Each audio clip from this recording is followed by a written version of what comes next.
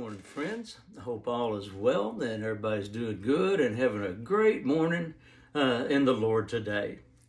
Now, that little song that I just played that most people consider just a kid's song, but it's really not, because it needs to remind us as adults as well to be careful what we let in our eyes, what we let in our ears, and how we speak.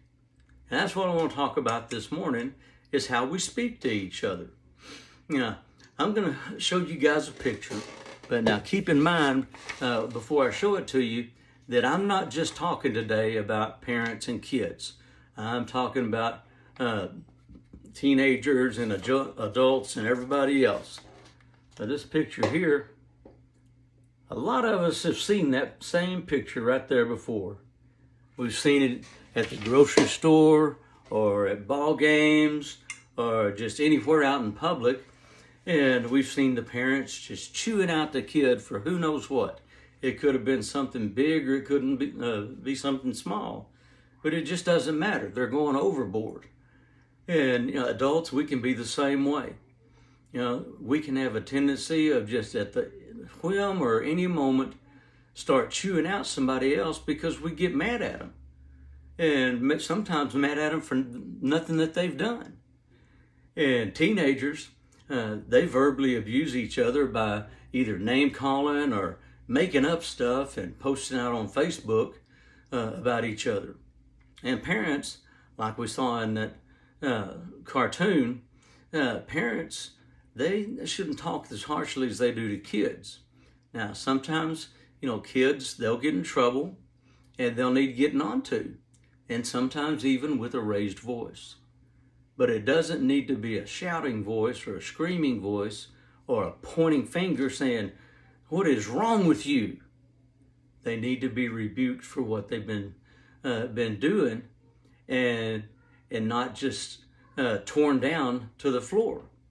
Now that's one of the things I wanted to talk about, was that when we're talking with people and arguing with them, are we correcting the problem or are we breaking their spirit?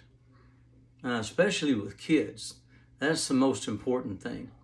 You can have strong-willed children that it's really hard to deal with them sometimes, and it can make you angry, and you can want to raise your voice and carry on like this, but you just really can't do that, because some kids just have a sweet, sweet, sweet spirit that it can be broken pretty easy.